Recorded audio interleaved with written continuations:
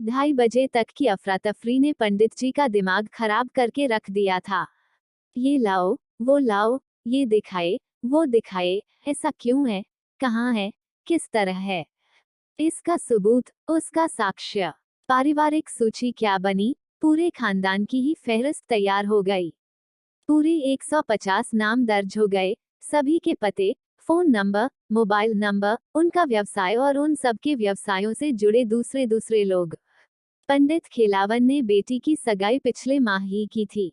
उन्हें डर था कि कहीं ऐसा कुछ न हो कि उनके संबंधों पर आंच आए, सो कह उठे, देखिए शर्मा साहब, आपको मेरे परिवार और मेरे धंधे के बारे में जो कुछ पूछना और जानना है, पूछिए, किंतु मेरे समधी को इसमें न घसीटिए, प्लीज। बेटी के विवाह का मामला है। कहीं ऐसा न हो कि, पंडित खेलावन को बीच में टोकते हुए शर्मा जी बोले, देखिए पंडित जी, जिस तरह से आपको अपने संबंधों की परवाह है उसी तरह मुझे भी अपनी नौकरी की चिंता है। यह सब तो आपको बताना ही होगा। आखिर आपका, आपके व्यापार का किस किस से और कैसा कैसा संबंध है, यह मुझे देखना है और यही मेरे काम का पाठ है। तमाम जानकारियां दर्ज कर शर्मा जी लंच के लिए बाहर निकल गए थे, किंतु पीछे अपनी पूरी फौज छोड़ गए थे। घर के हर सदस्य पर पैनी नजर रखने के लिए आयकर विभाग का एक एक कर्मचारी मुस्तैद था। पलंग पर निढाल हो पंडित खेलावन ने सारी स्थितियों पर गौर करना शुरू किया। आयकर वालों की ऐसी रेड पड़ी थी कि छिपने छिपाने की तनिक भी मोहलत नहीं मिली। यह शनि की महादशा ही थी कि सुबह सुबह हुई दस्तक ने उन्हें जैसे सड़क पर नंगा लाकर खड़ा कर दिया हो।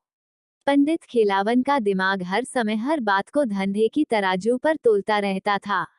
पलड़ा अपनी तरफ झुके तभी फायदा है, इसी सिद्धांत को उन्होंने अपनाना सीखा था। और पलड़ा अपनी ओर झुकाने के लिए साम, दाम, दंड, भेद की नीति ही कारगर सिद्ध होती थी, होती आई है। इसीलिए पूरे जीवन को उन्होंने धंधे की तराजू पर तोला था। मुझे नहीं खाना कुछ भी, कहकर पंडित खेलावन ने थाली परे सरका दी। हमारी तो तकदीर ही फूटी थी जो यह दिन देखना पड़ रहा है, पत्नी ने पीड़ा पर मरहम लगाते हुए कहा, मैं कहती थी न कि अपने दुश्मनों से होशियार रहो।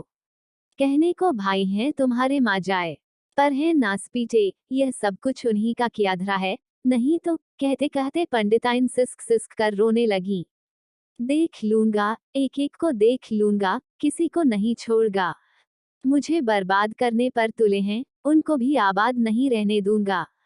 क्या मैं उनकी रगर्द को नहीं जानता हूँ कि उनकी औलादें क्या क्या गुल खिलाती फिरती हैं। मेरे मुंह खोलने की देर भर है, सब लपेटे में आ जाएंगे। पंडित जी जोर जोर से चिल्ला रहे थे। वह जानते थे कि दीवार के उस पार जरूर भाइयों के कान लगे होंगे, भाभियों को चटखारे लेने का आज अच्छा मौका जो मिला था। आयकर जांच अधिकारी ने लंच से लौटते ही एक एक चीज का मूल्यांकन करना शुरू किया। पत्नी के कान नाक को भी उन्होंने नहीं छोड़ा। हर चीज सामने होनी चाहिए, सोना, चांदी, हीरा, मोती, नकदी, बैंक बैलेंस, जमीन जायदाद, फैक्ट्री, दुकान, घर, मकान, कोठी, बंगला, खेत खलिहान, सब कुछ नामे या बेनामे। ज्यों ज्यों लिस्ट बढ़ती जा रही थी त्यों त्यों पंडित खेलावन का दिल बैठता जा रहा था। कोई जगह, कोई कोना, कोई तहखाना नहीं छोड़ा था रेड पार्टी ने। हर कमरे की तलाशी, गैदों तकियों को छू दबा कर देखा तो देखा, दीवारों के प्लास्टर को भी ठोक बजा कर देखने से नहीं चूके। पंडित जी कुछ कहने को होते तो शर्मा साहब उन्हें बीच में ही रोक देते, हम अच्छी तरह जानते हैं, कहाँ क्या हो सकता है। टैक्स बचाने के चक्कर में आप लोगों का बस चले तो क्या कुछ नहीं कर सकते। आखिरी कमरा बचा था अम्मा वाला। शर्मा जी ने कहा, इसे भी देखना होगा। इसमें क्या रखा है, बूढ़ी माँ का कमरा है। जाओ जाओ, अब उसे भी देख लो, कोई कसर बाकी नहीं रहनी चाहिए। पंडित जी की इज्जत का फलूदा बनाने में, झल्लाहट में पंडित खेलावन बड़बड़ा रहे थे। समाज में इज्जत बनाने के लिए और बाजार में अपनी साख कायम रखने के लिए पंडित खेलावन ने क्या क्या नहीं किया था। थोड़ी बहुत राजनीति में भी दखल रखने का इरादा था। इसीलिए उन्होंने हाथ जोड़कर नमस्कार करते हुए अपने एक चित्र को पर्चे पर छपवाया और इस खूबसूरत पर्चे को शहर के कोने कोने में चस्पा करवा डाला था। गली, मोहल्ला, टैक्सी, जीप, बस और रेल के डब्बों में भी उनकी पहचान कायम थी। सब कुछ धो डाला है आज के मनहूस दिन ने। हो न हो, कहीं यह सामने वाली पार्टी की करतूत तो नहीं। हो भी सकता है क्योंकि अभी वह पार्टी पावर में है। उनका मानना था कि अगले चुनाव में केंद्र वाली पार्टी ही राज्य में भी आएगी, इसलिए उससे ही जुड़ना ठीक होगा। पर इस बार के अनुमान में वह गच्चा खा गए। अम्मा 80 को पार कर रही थीं। इस आयु में तो हर कोई सठिया जाता है। बात बात पर बच्चों जैसी जिद। अब वह क्या जाने कि ये आयकर क्या होता है। वह तो जिद पर अड़ी हैं कि अपने कमरे में किसी को नहीं आने देंगी। आंख से भले ही पूरा दिखाई न देता हो, पर किसी बच्चे के पैरों की आहट भी सुनाई दे जाती है तो कोहराम मचा देती हैं, रोने लगती हैं। उन्हें अकेले पड़े रहना ही सुहाता है।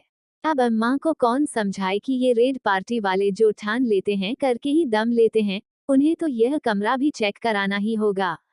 शर्मा जी समय की नजाकत को जानते थे और जांच पड़ताल के दौरान किसके साथ कैसा व्यवहार करके जड़ तक पहुंचना है, खूब जानते थे। उन्होंने सभी को रोककर अकेले अम्मा के कमरे में प्रवेश किया। अम्मा, पाँव लागू। कैसी हो अम्मा जी? बहुत दिनों से सुनता था कि बड़े बूढ़ों का आशीर्वाद जीवन में पग पग पर कामयाबी देता है, क्या ऐसा वरदान आप मुझे नहीं देंगी? बेटा, सब करनी का फल है, आशीषों से क्या होता है। पर तुम हो कौन? सुबह से इस घर में कोहराम मचा हुआ है। क्यों परेशान कर रखा है मेरे बच्चों को? अम्मा के शब्दों में तल्खी भी थी और आर्तनाद भी, जैसे वह सब कुछ जानती समझती हूँ। शर्मा जी ने अम्मा को जैसे समझाने का प्रयास किया, हम लोग सरकारी आदमी हैं, अम्मा। हमारा काम है गलत तरीकों से कमाए गए रुपए पैसों की पड़ताल करना, खरी कमाई पर खरा टैक्स लेना सरकार का कायदा है। अब देखिए न अम्मान जी, मैं ठहरा सरकारी मुलाजिम। मुझे आदेश मिला है कि पंडित खिलावन पर टैक्स चोरी का मुमामला है, उसकी छानबीन करो, सो आदेश तो बजाना ही होगा ना। अब बताए अम्मा, इसमें मेरा क्या दोष है? जो खरा है तो खरा ही रहेगा। पंडित जी ने कोई गुनाह किया नहीं है तो उन्हें सजा कैसे मिल सकती है, पर खाना पूर्ति तो करनी ही होगी ना। सो तो है। बेटा, तुम आदमी भले लगते हो, मुझसे क्या चाहते हो? सारे घर का हिसाब तो तुम ले ही चुके हो, लो, मेरा कमरा भी देख लो। यही चाहते हो ना, पूरी कर लो अपनी ड्यूटी। शर्मा जी की बातों से अम्मा प्रभावित हुई थीं। पुराने कमरे में क्या लुकाधरा है, लेकिन शर्मा जी की पैनी नजर ने संदेह तो खड़ा कर ही दिया था। इस संदूक में क्या है? अम्मा, जरा खोलकर दिखाओ तो, शर्मा जी ने कहा तो अम्मा जैसे फिर बिफर पड़ी। नहीं नहीं, इसे नहीं खोलने दूंगी। तुम इसे नहीं देख सकते, लेकिन ऐसा भी क्या है? अम्मा, संदूक को जरा देख तो लेने दो। शर्मा जी बोले, आपने ही तो कहा है कि मुझे मेरी ड्यूटी पूरी करने देंगी। सो समझिए कि मेरी ड्यूटी में हर बंद चीज को खोलकर देखना शामिल है। अम्मा ने अब और जिद नहीं की। खटिया से उठी, दरवाजा भीतर से बंद किया।